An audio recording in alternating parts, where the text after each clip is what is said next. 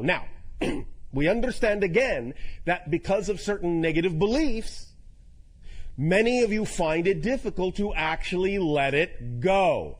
But that is very important, because without the letting go side, you don't actually have the whole mechanism engaged. It is important to understand that the intensity, focus, and concentration must be paired with the surrendering and the letting go to actually have the whole mechanism of manifestation. This is using the power of paradox built in to this idea, to this process, to this permission slip. Letting go means you really know that the higher mind, it's doing its job, and you can now relax. The physical mind can relax. It doesn't need to do anything else. It is not required, nor is it capable of doing anything else. So really, when you know this, you can allow your mind, your physical mind, to just let it go, knowing it is in good hands, in a sense, and get on about your day focusing on the next most exciting thing you are capable of taking action on. At the same time, again, you must be clear, as we already said, about your motivations to ensure that what it is you are focusing on, what it is you are surrendering to, is truly representative of your highest passion, instead of something that is simply being labeled as such to actually act as an avoidance of what your highest passion actually could be. This is where you have to really be clear, again, about the idea of what beliefs you are dealing with. Because many of you often fool yourselves and trick yourselves through the negative belief system into thinking that you're acting on your excitement, when in fact you're actually acting out of anxiety and covering it up because you're afraid to look at the idea of what it is that actually does excite you because of all the negative beliefs you've attached to it. So clearing out your motivational mechanism and finding out what beliefs you have attached to it is the primary, first, and fundamental process that is required in order to actually use the tool of manifestation in a clear and concise and precise manner. Once you have your motivation clear and you know that what you are focusing on is truly representative of your passion, then you will find that this mechanism of manifestation works very, very strongly, very well, and often very rapidly. But the idea, again, is that you cannot worry it there. You cannot make it happen. You cannot insist that it must happen at a certain time and in a certain way, because then you are once again putting conditions on it. You are not allowing yourself to truly let it go. You are not allowing, thus then, the higher mind to do its job. You're actually blocking the entire process by keeping, in a sense, the control, or trying to keep control of the situation within the physical realm. And the physical realm is not designed to handle energy in that way. It does not have the ability. It does not have the capacity to do the job of the higher self. It simply doesn't work in physical reality that way. It would be as if you dove down under the sea with your breathing apparatus, and then instead of allowing yourself to rise to the surface and taking your mask off, taking your breathing apparatus off, and taking a deep breath up there to go back into that realm, it is as if you are insisting, by trying to control it in physical reality, it is as if you are taking off your mask, taking off your breathing apparatus underwater, and inhaling, and wondering why you start choking, and wondering why you cannot see that far anymore, why things are suddenly murky and muddy, and why you are suddenly drowning. The idea is you must allow yourself, your whole self, to participate in this idea of creation of your reality.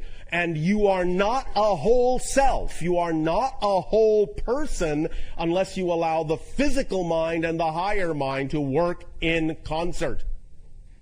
We know many of you have been taught to think that the idea of the higher mind, being that it is non-physical, is somehow not really a part of who you are as a person. It's something else, somewhere else, on another plane, on another level, and has nothing to do with what you're supposed to be doing as a personality in terms of guiding yourself through life. But that is not the case.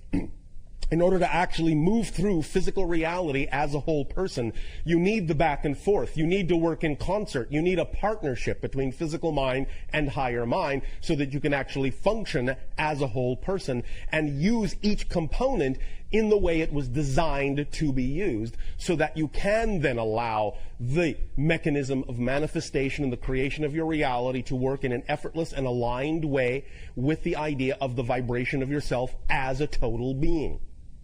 So, the idea of the power of paradox in this manifestation mechanism is also working in the opposite direction.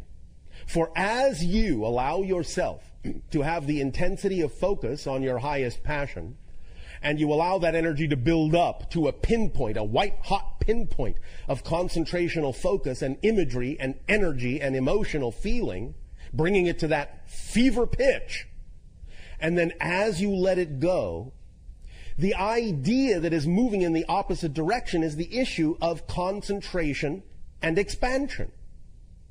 The idea here is that as you actually concentrate, in a sense, as you bring things down to a pinpoint, you're actually raising the frequency, you're actually expanding the frequency of your energy by focusing it down to such a small focus, small passionate pinpoint. You're actually expanding your energy in a sense, building it up.